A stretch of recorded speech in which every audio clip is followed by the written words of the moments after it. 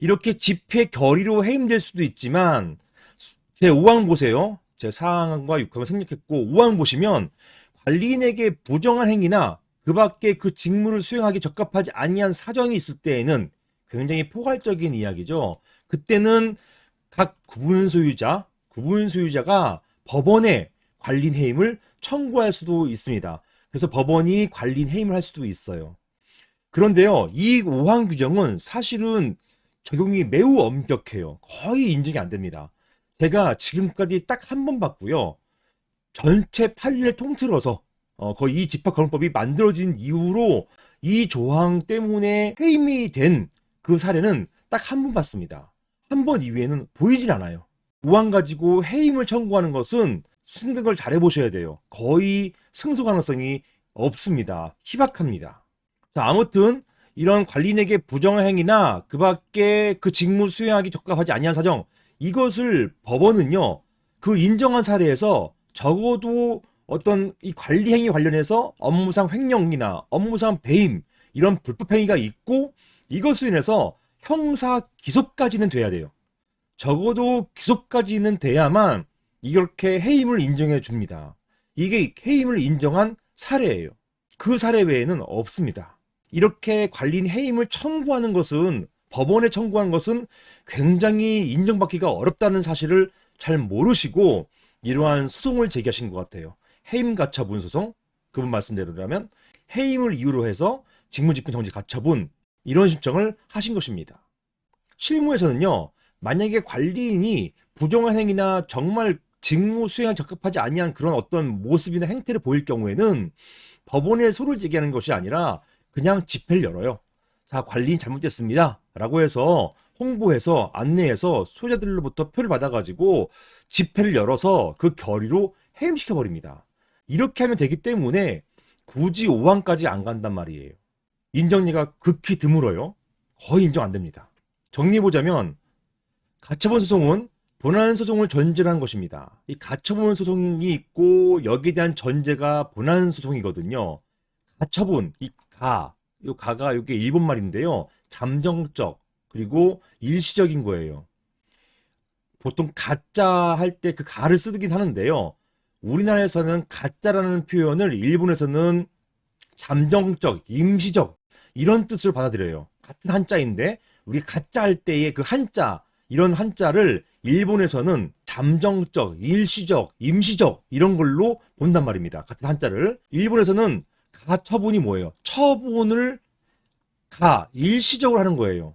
어떤 본안에서의 어떤 판단 구하기 전에 잠정적, 일시적, 임시적인 어떤 처분을 하는 것, 이것을 구하는 것, 이게 가처분입니다. 예를 들어서 명도소송이 있잖아요. 명도소송의 본안소송을 위해서 어떤 가처분을 합니까? 점유이전금지 가처분을 하잖아요. 다 명도소송 다 이겼는데 그 사이에 그 점유자가 점유를 다른 사람에게 넘겨버리면 그 경우에는 피고가 달라지기 때문에 명도소송에서 이겼다 하더라도 그 판결문을 적용시킬 수가 없어요. 이것 때문에 어떤 본안소송, 명도소송의 본안소송을 위해서 감정적으로 점유를 이전하는 것, 금지시키는 점유이전금지 가처분, 이런 것들 하는 것입니다. 이런 것처럼 가처분 소송은 이런 본안소송을 전제로 한 것이에요. 따라서 본안소송이 아예 말도 안 돼, 불가능한 것이다 라고 할 경우에는 가처분도 안 되는 거예요. 당연하게. 본안소송이 패소할 것이 명백하거나 각하사유나 기각이 명백할 경우에는 가처분도 안 된단 말입니다. 자, 사안 같은 경우는 관리인 해임 청구소는 현재 관리인 지위에 있는 자의 관리인 지위를 박탈하기 위한 것이다 라는 것이에요. 관리인 해임 청구의 소는 보세요. 현재 관리인의 지위에 있는 사람의 관리인 지위를 박탈하기 위한 것이에요. 현재 관리인 지위에 있어야 됩니다. 근데 사안 같은 경우는 현재 관리인 임기가 끝났잖아요. 관리인 지위가 아니란 말이에요. 따라서 관리인이 사임하거나 임기 만료 등으로 더 이상 관리인으로서의 지위를 갖지 않게 된 경우, 사안 같은 경우는 임기 만료였잖아요. 자, 이런 경우에는 본안소송을 제기한다 하더라도 그 본안소송 각하예요. 왜냐하면 소외 이익이 없기 때문에. 관리인 해임 청구 소송은 현재 관리인 자를 해임시키는 소송인 것이지 관리인 임기가 끝나거나 사임해가지고 관리인도 아닌 사람을 해임시키는 것, 이거 불가능하다는 것입니다. 이거는 소재개해봤자 소의 이익이 없어서 각하예요. 따라서 본안 소송이 원래 불가한 것입니다. 이런 불가한 것이기 때문에 가처분도 안 된다는 그런 취지인 것입니다.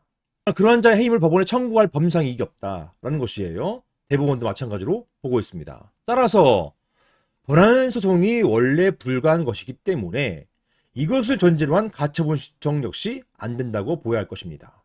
그리고 법원도 마찬가지로 보았습니다. 자, 이게 제가 승소했던 사례이고요. 안타깝죠. 사실 이런 소송 제기하기 전에 변호사에게 뭐 문의하시던가 저에게 질문하시던가 이렇게 했었다고 한다면은 이건 안 되는 소송이니까 소재기하지 마세요. 이렇게 했겠죠. 그런데 굳이 소재기 하셔가지고 인지대, 송달료, 게다가 이분 같은 경우는 상대방이 저를 선임해가지고 변호사를 선임했잖아요. 졌기 때문에 저의 변호사 비용까지도 무셔야 돼요. 그러니까 몇백만 원 된단 말입니다. 그러니까 얼마나 안타까운 상황이에요. 따라서 이런 소송 제기하기 전에 이 소송이 가능할 것인지 이런 부분들은 변호사 상담을 거쳐가지고 철저하게 확인하신 후 진행하셔야 될 것입니다. 결론적으로 관리인 임기가 끝난 사람을 상대로 한 가처분, 직무집행 정지 가처분, 우리 해임 가처분 이런 것들은 불가하다. 이렇게 보겠습니다. 이상입니다.